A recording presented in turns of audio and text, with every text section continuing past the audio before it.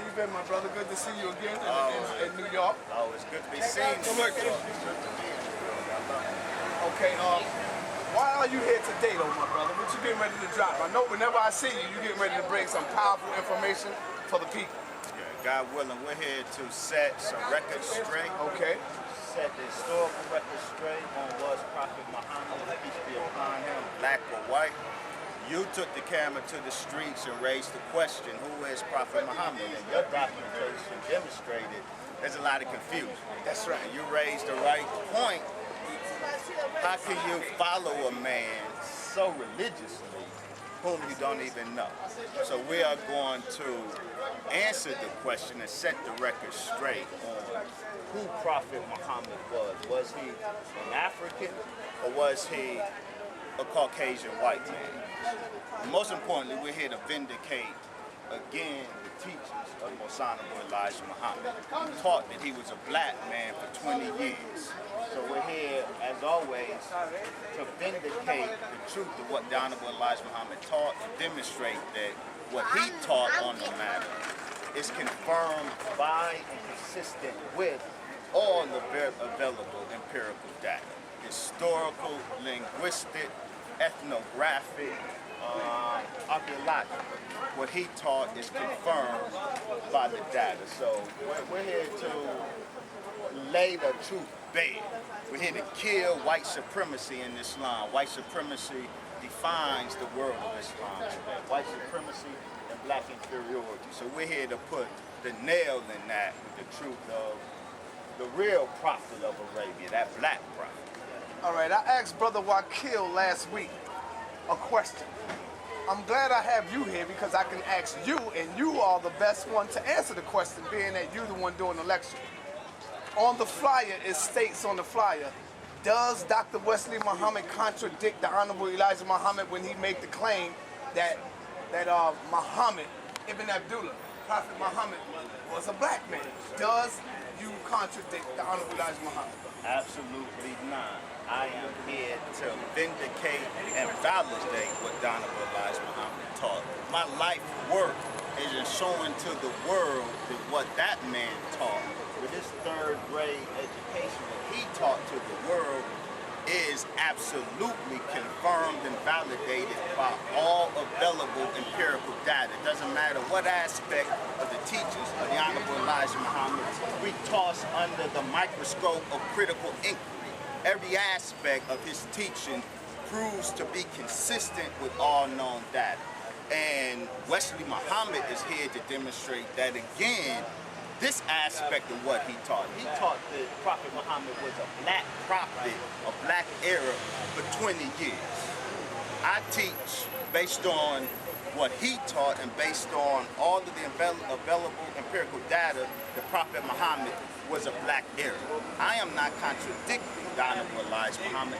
I'm validating the Honorable Elijah Muhammad. I'm going to say this, those who teach that Prophet Muhammad was a Caucasian white man, was a devil, they have absolutely no support from the body of wisdom of Most Honorable Elijah Muhammad. That's their own self-styled wisdom. They got the right to their self-styled wisdom. But how dare they hold their self-styled wisdom up as a criterion by which to judge me, for example, on whether I'm a true follower of the Most Honorable Elijah Muhammad. The truth of my following of that man is a matter of public record. I am demonstrating to the world that what he taught was not dogma or myth, but was absolutely true and consistent with reality. I'm demonstrating that to the world. So absolutely not. Wesley Muhammad does not contradict. So you're going to show and prove that today, brother. I will be in the house. Now, here's another question I want to ask you. Melchizedek. A lot of brothers would call me, even Brother Sutek. Where Brother Sutek at? He over there. Brothers would come up to us and ask, what is the beef with Wesley Muhammad and Melchizedek? I simply say it ain't no beef. It's just a misunderstanding. Melchizedek feels that you are being disrespectful when you say things like Muhammad is a white man. I wish he was here. I know he down the block. That way, let me hold up. That you're disrespecting the Honorable Elijah Muhammad when you teach that Muhammad is a black man. So, is there a real beef with y'all two brothers? No, sir. I There you don't have it, know fam. beef. You Right. gotta be real careful. Beef in the streets Right. carries particular connotations. There you go. I don't know of any beef with my brother Melchizedek. If Melchizedek has a problem with me teaching what the Honorable Elijah Muhammad taught for 20 years, then that's his problem. How can I disrespect a man for teaching and demonstrating the correctness of what he taught for 20 years? The Honorable Elijah Muhammad taught for 20 years that Prophet Muhammad is a black prophet, a black Arab. How can I be disrespecting him by quoting him and then saying, see, here's the evidence that proves the correctness of what that man taught? I dare say that disrespect to the Honorable Elijah Muhammad is to try to negate what he taught for 20 years on the basis of your interpretation of a single statement that he never gave, that Honorable Elijah Muhammad never elaborated on, never gave any explanation to. He threw it out there. Why would you latch on to a single statement and then impose your interpretation on it and negate 20 years of what he taught on the subject? What I am demonstrating is that, because on that palm card, the other question that was raised was not just that does Wesley Muhammad contradict the Honorable Elijah Muhammad, but does the Honorable Elijah Muhammad contradict the Honorable Elijah Muhammad? And see, people don't want to deal with the fact that in his body of wisdom, there are what appears to be a conflict.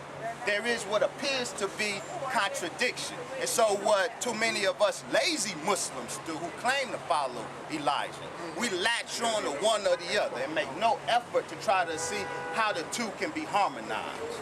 Or they even suggest in the most insidious way that what the Honorable Elijah Muhammad taught for 20 years was deception. And he only revealed the real truth of the matter in 1972, theology of time. So we are willing to cast aspersion, cast the cloud of deception on what the Honorable Elijah Muhammad taught for 20 years. We're willing to say that for 20 years, he deceived the people. What I'm saying now, who's disrespecting the Honorable Elijah Muhammad? He who would say the Honorable Elijah Muhammad lied for 20 years and then finally revealed the truth? Or he who says the Honorable Elijah Muhammad spoke the truth in both instances and the empirical data is present to harmonize the two? Who's disrespecting the Honorable Elijah Muhammad? Not me.